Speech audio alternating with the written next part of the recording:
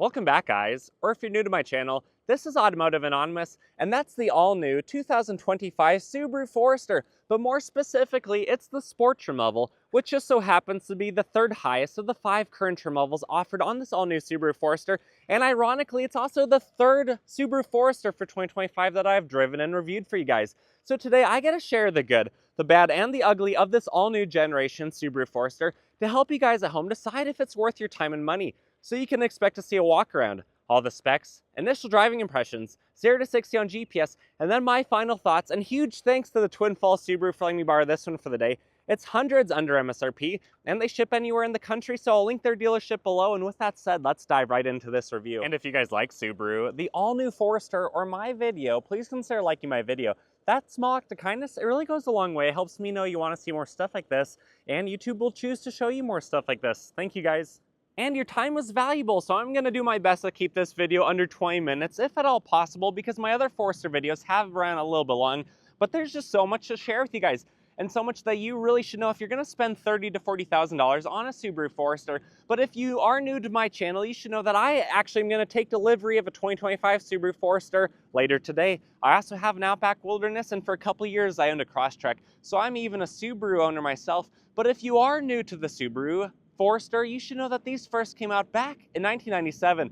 This is now the first year of the 6th generation, and there's quite a few substantial changes and differences for this new generation. Sure, it looks very familiar on the side, minus the cladding from the WRX with the ventilation, minus the symmetrical all-wheel drive badge, which in person actually looks pretty cool, and it's not like a sticker. There's actually kind of a three-dimensional and a little bit of a texture to it, but there's actually a lot more that has changed. First of all, this new generation, for this first year only, it is still built in Japan, as can be indicated by the J on the serial number, or the VIN number, I should say. It also has the 4th gen Subaru EyeSight system, as well as a bunch of other safety features on the Sport. The 4th gen includes that third camera. It just gives you a wider view and a little bit more pedestrian and biker influence, as well as it just being a more sophisticated system in general. The new Forester Sport, it has the low roof rails, but for this new generation, you still get LED headlights on every single trim level. And then any of these that come with the fog lights, they come with LED fog lights. The front fascia, sure, it does look like a Ford Explorer, but overall, in person, it actually looks better than it looks on video, in my opinion. It looks a little bit more bold. The headlights are actually steering responsive, so when you turn the steering wheel, the headlights re-angle, which helps you look in the direction you're going, not just going straight, because you're not going straight if the wheels turn, you're trying to take a corner, which is a nice feature. This also has a modified version of the steering rack from the WRX, so it actually does feel a little bit sharper in handling, and it even has more welds and adhesives, making the body about 10% more rigid. Is that noticeable? Well, honestly, between this and the last generation, yeah, it actually is when you're driving. If you're unfamiliar with the last generation, you're just going to think it feels like a well sorted out little CUV, and honestly, it really is. This now has the transmission, the CVT, from the last generation Forester Wilderness. So it has a transmission cooler and 8 simulated gears from the CVT, and honestly, it feels solid. It's going to be more reliable with the transmission cooler to help it not overheat, which I haven't heard as a problem on Foresters in the past, but having a transmission cooler is never a bad idea. This also has a more reliable engine. It has a little bit of different software giving you more low-end torque and a tiny bit less high-end horsepower, which I'll give you those numbers later. But it makes it more usable, more drivable around town, which is actually really nice. And then it doesn't have the electronic thermostat anymore, which why add more electronics when you don't need it? That was a failure point on the last generation. Now it has a service bulletin on the last generation if yours fails, but because Subaru recognized that wasn't the best system, they actually went back to a mechanical thermostat, which was a good call. So overall, there are some substantial changes to this all-new Subaru Forester, and it actually drives to be the best naturally aspirated Forester that I've ever driven. And I've driven a few of these now, as mentioned earlier. The pricing of the Foresters are still completely below the average new vehicle, while I think these offer quite a bit more value than the average vehicle. Between their capability, their high safety ratings, in fact, the last generation was a top safety pick plus, which is the highest rating that this can get from the IIHS, and overall they just offer a lot of value. A base model is now up about $2,500 over the last generation, making the base trim level about 30 grand. This one though is the Sport, so as mentioned, it's currently the 3rd highest trim level, or the middle trim level. It starts at just under $35,000, but after you have to pay for destination, which isn't counted on that initial price, it actually is closer to $36,000. This one then has about 2.5 grand of options, The dealership does have a markdown, but overall what you're seeing today is what you can get for about $38,000, which when you're gonna buy the Sport, some of the basic features that you get are some of the copper accents throughout the bumpers, the wheels, and on the interior. You also get the dual stage X mode, as well as StarTech seats, which are comfortable and easy to clean with a warm, wet rag if you make a mess on them. It also has blind spot monitoring, rear cross traffic alert, and a few other features that are basically optional on the premium. So this includes the 19-inch wheels and the Braun accents, which are specific only to this trim level, but then some of the features that you can also find on the higher trim levels or with optional packages, making it actually a pretty good value for about 38 grand. One of the reasons people really enjoy driving their Foresters are because they're pretty nimble and pretty compact on the road. The overall length is about 15.25 feet long. The wheelbase is about 8.75, so it is pretty planted, pretty stable. That's a pretty good wheelbase. Just for comparison, the Outback and the Ascent have a 9-foot wheelbase. Everything else has basically the 8.7 with the Subaru Global platform. And then it's about 6 feet wide if you don't count the mirrors, about 5.6 feet tall, so it is slightly wider than it is tall, making it less likely to roll over. It weighs 35 to 3,600 pounds, depending on how yours is configured and spec'd with the interior options and the wheels and things of that nature. The payload capacity on all Foresters is 900 pounds, which I'm assuming is kind of underrated because other trim levels of other vehicles bounce around depending on what it is. But all these just have a flat 900-pound rating, so you can carry 900 pounds worth of people and stuff in your Subaru Forester, and then it can tow only 1,500 pounds. So even though this has the Wilderness transmission, which used to be able to tow 3,000 pounds on that model, this one, for whatever reason, is only rated for 1,500 pounds. It has 8.7 inches of ground clearance, Subaru mechanical symmetrical all-wheel drive, which is superior to most other crossovers, and then it has a 370 final drive ratio, so it puts the power down decently, but also helps you get decent MPG, and it can do a full circle in about 35 feet. And the last few things to mention here is when you lock the vehicle, the gas door locks, so the bums can't siphon any of your 16.6 gallons of gas, but when you unlock it, that unlocks so there's no longer an interior switch to unlock it like older Subarus used to have, and there's even a spot to store it right there. But this is rated with these bigger wheels for only about 25 city, about 32 on the highway, so it's down 1 mpg from the base and the premium. So you're going to be max road trip and range, a little bit over 500 miles is about your limit. And then it has a Bridgestone tire, 19-inch bronze wheels, disc brakes all around, and it's a 235/50/19. You have about 9 30-seconds of tread, so I would imagine that these tires could probably last you 40,000 miles is my best guess. And then leave this thing in your pocket, because even when you lock the vehicle and it beeps at you, you can still unlock it with the proximity key features, but Subarus aren't always the fastest at registering compared to some of the other vehicles. But the driver's side door panel of this Forester Sport looks very similar to the other Foresters. Basic design is the same, you just have slightly different materials. Everything is soft touch, easy to grab, even some rubbery grip in that handle, bottle holder, some snacks, and Harman Kardon speakers with some Subaru trim and some boot prints right there. Otherwise, you have the baby-sized Subaru right there. This one does have the all-weather mats, rubberized pedals, you have the fuse box, you have the hood release, you have some sort of a bee flying around if you are interested in that.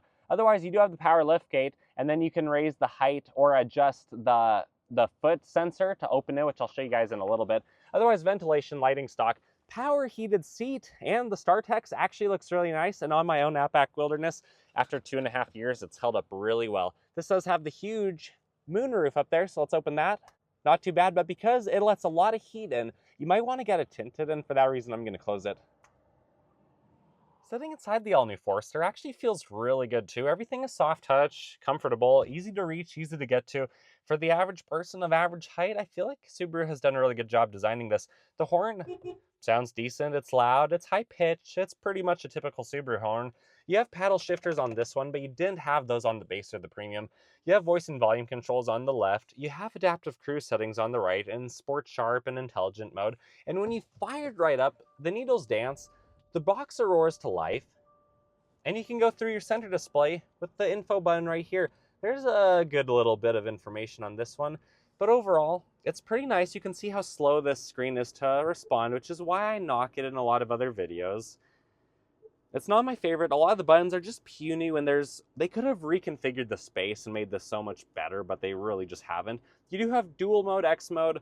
Otherwise, there's not a lot to talk about here. You're going to want to plug in or wirelessly have Android Auto, Apple CarPlay. That's the way to go with this Forester. Otherwise, wireless charging, you have some plugins on this one. The backup camera It's decent quality, it's not fantastic, and because this is a very tall screen, you're not going to have a very big spot for that. And then some of the higher trim level Foresters are going to have a 360 view camera, and I haven't personally seen that in action yet. Otherwise, you have cup holders, electronic parking brake, 12 volt, the carryover CD tray, and then a little bit of a storage divider in this one. It's okay. I just wish that Subaru, instead of cheaping out and using the exact same center console from the Crosstrek, they would have redesigned this and added a bigger storage versus having the CD tray carryover. Otherwise, you have the compass, the garage door openers, auto-dimming mirrors, blind spot monitoring with a little bit of a nub right there on this one, and fantastic visibility. You have, another spot to store some sunglasses up there.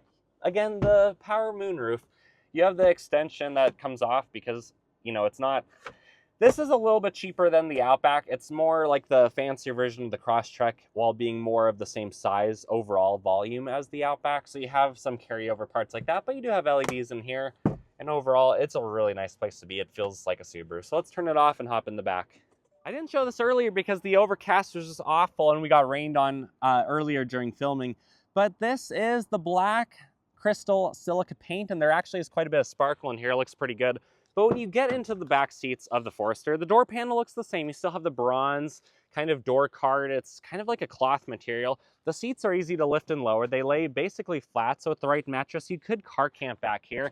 But sitting behind myself, behind how I had the driver position, I do have enough room. I can also recline these seats and get just a little bit more room even. Ventilation, plugins, no heated seats. You're going to have to go a higher trim level for that. And then this one does have the armrest in the back. It feels sturdy enough. I do have about that much room above my head. And even from back here, the vehicle's not too long that I can't reach that to open and close it if I want. Otherwise, fantastic visibility throughout. Let's get it out and I'll show you the hatch. This Subaru Forester sure has gotten dirty since I first took it out between all the dust and the rain we've had, but there's a few ways to open up the hatch. You can use the power liftgate because this one does come with that. You can push the button underneath the Subaru emblem. While you're down there, you also have the PIN code, which I have a video on how to set that so you can get into your Forester without having this on you. You can also climb through the back seats if you're desperate to. You can open it from the button that's on the dashboard, or another way is you can use your foot and you can just swipe it under. I'll show you guys that I'm not touching anything. Takes a while, but there it goes. Back here, you have about 29-ish cubic feet. That's going to change slightly depending on if you have the sub or not. You have the privacy shade, how this one is spec'd. If you drop the seats, you have 74 cubic feet. And then underneath the floor, you have, unfortunately, just a temporary spare tire, but you do have some extra storage. So guys, what are you going to hide down here? Comment that below. I'm interested. Keep it legal. And then you have the scissor jack, the eye bolt hole for towing, and, the basic necessities of what you might need. Otherwise, you can lock and lower or just lower. We're just going to lower it right now. And if you're the lucky duck that gets to ride shotgun, you have the proximity key features again to lock and unlock. The door panel looks the same as the driver's side, minus a few of the extra controls. You still have the advertised HK speakers. Subaru on the door sill. No power seats on the Sport though. No storage on the transmission tunnel or above the glove box. You do have some bronze accents there as well as in the stitching. And I actually do like this in person. The texture looks better than I thought it did when I was watching other people's videos. Lowering it down, no 12 volt like you have on the Outback, but you have enough storage for your papers and your pamphlets, your tax title registration papers, whatever you have in there. Otherwise, guys, let's come around to the front. I'll pop the hood and I'll show you what the 2.5 liter Boxer engine looks like. Under the hood of this new Forester, the engine, the 2.5 liter, really sits low and compact, but you can notice that there's a lot of colors, there's a lot of things to point out. So first of all, ventilation comes through the grille, through the air box, the piping, the plumbing, through the throttle body, to the upper intake runners, to each side of the Boxer engine. You can even see the serial number and where it's split right down the middle, because the Boxer engine, physically it's low and it's wide, so it keeps a good low center of gravity. And then the electronic thermostat is gone, so it's just the mechanical one. You can't see the extra nonsense down there from where that used to be. And then you have the oil dipstick, the alternator, the serpentine belt. All this stuff is easy to access and work on and do maintenance. You have all of your filters and reservoirs, top mount oil filter, the battery. You have the fuse boxes on the periphery. And overall, it's a good design. Most maintenance items on the Boxer engine are honestly pretty easy to do. And then if we really zoom in, we can maybe see part of the CVT transmission down there. But overall, this retuned Boxer engine makes 180 peak horse at 5,800 RPM and a more impressive 178 foot-pound-feet of torque as low as 3,700 RPM, which usually naturally aspirated or non-turbo and supercharged engines, they don't make peak torque until over 4,000 RPM. So it does feel a little bit more punchy, a little bit better around town. But with that said, let's drop the hood, which this no longer has the Subaru emblem come up on that. It's now just a standard hood, and the emblem stays with the grille. And with that said, let's drop the hood, take it for a drive. Initial driving impressions of the all-new 2025 Subaru Forester Sport. Well, currently I have it in Sport Sharp mode. Traction control is off, and so far it feels pretty good. That WRX steering rack actually does feel a little bit more responsive than these used to, especially the Sport model. This one is supposed to have a retuned sport suspension, and I mean, it feels a little bit better than the other ones I've driven, the base and the premium, but I don't know if that's completely from the suspension or if part of that's from the 19-inch wheels and having a little bit less cushy sidewall, so it's a little bit more sharp, there's a little bit less roll over the tires. It's hard to tell because it just feels a little bit better, but is some of that also maybe from the welds and the adhesives and the stiffer body? Yeah. Basically, what I'm trying to say is this one does feel better than the outgoing model, but it still feels very much like a Forester. The windows are fantastic, huge visibility, tons of natural light through the giant moonroof. The side mirrors do a good job, the rear view mirror, and the brakes, even right here as I slow down, does a really good job. If we go around this corner even a little bit quicker than I normally would comfortably, it still does a good job. And when you're in Sharp mode or Sport Sharp, the engine is pretty responsive, especially making peak torque around 3,700 RPM. It's not too bad. But when I do go down to intelligent mode and I take my foot off the gas pedal, watch what the RPMs do. Takes a second, but then they do drop pretty good. Now I'm gonna put it back in. Yeah, so it's basically like a downshift, like a gear lower, a gear on this 8-speed CVT, and it does feel sharp. It does feel a little bit more sporty. And overall, just driving this thing, it feels really comfortable. The upgraded eyesight system does good. There should be a little bit of a bump coming up here soon. The wipers work well. The rear wiper on the back, it's fun to have that as an option on a crossover, which most of them have it these days. But personally, I really like driving Subarus. That's why I've owned a few and why we have a 2025 Forester Premium now. It's basically this one, but without the bigger wheels and without the StarTech seats. I have the StarTechs on my Outback Wilderness. I love it, but also Subaru cloth seats. There's nothing to complain about there. Overall, this is a really good vehicle. Even the upgraded Harman Kardon speakers sound just a little bit better on this new generation because the vehicle is insulated slightly better, which is interesting because there's so much glass everywhere. You'd think that maybe the audio quality would sound kind of weird like it does almost sometimes in Teslas because the acoustics are a little bit different with all the glass.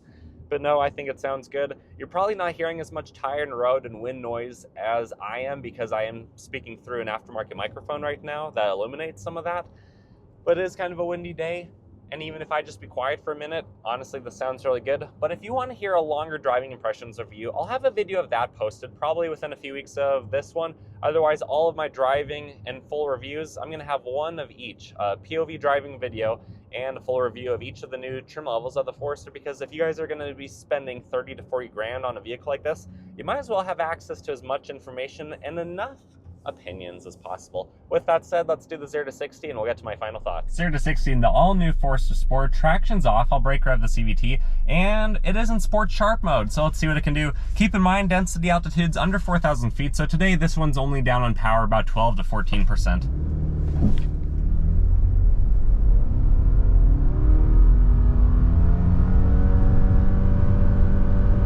CVT's holding like it should, and it did feel just a tiny bit punchier down low. But the true 0 to 60 on that one came in at 9.52. So all of the ones I've tested so far, they have been in the mid 9-second ballpark, which isn't surprising for 180 peak horsepower, or in our elements, probably closer to like 155 today, maybe. Anyways, here are my final thoughts. My final thoughts of this all-new generation Subaru Forester, more specifically the Sport, is I really like it. Personally, I do really like the look of the bronze accents and the wheels, maybe until I see every other Forester with those on the road will I grow bored and tired of them. But right now, while there's only a few of these out in existence, I do think it looks good. I love the 19-inch wheel look with the bronze. I just wish that it didn't have to be a 19-inch because personally, I value having an extra inch of sidewall on each side, which is why we personally bought the premium trim level to keep the 17-inch wheels, because I don't want to buy a new vehicle and immediately feel like you need to swap out the wheels. And honestly, after driving this and driving it on some gravel and some other pull-offs and areas like that, it feels exactly like every other Forester. Personally, I don't notice a difference on, the very minimum driving experience that you could probably do with this. So overall, is it worth 38 grand? Well, it's probably a top safety pick, plus like the last generation. It's new, it's a fresh design that actually looks pretty good in person. It has some of the best all-wheel drive in the business, especially under $50,000. And getting decent MPG, having basically waterproof seats and really good storage and cargo capacity with fantastic LED headlights and a bunch of advanced safety features that make driving a breeze and make it a little bit more passive of an experience and less actively involved, which I don't recommend you ever take your hands off the wheel or don't pay complete attention, but does make the drive less fatiguing for long distances. Ask me how I know. I own an Outback with all the safety features. So my opinion is, sure, go test drive one. It's a great vehicle, but also test drive the competition to make sure that you're buying the right vehicle for you. The Sport is fun. The more I drive these, the more I like them, and they do feel better than the last generation, in my opinion. I wasn't sure that I would feel this way, but the more I drive them, the more I'm just trying to be as honest as I can, and I do think this drives better. And based off of all the upgrades Subaru has done, there's no reason for it to not. And with that said, if you guys like this video, comment your thoughts and opinions below. Subscribe if you want to watch more stuff like this. I have a bunch of Forester stuff coming because we're taking delivery of one of these today. And if you're interested in this one or one from these that can be below MSRP and shipped to you, check out the dealership link below. Otherwise, I wish you guys the best. I hope you take care. Chances are this video ended up being over 20 minutes. For that, I apologize, so we'll end it right here. See you guys.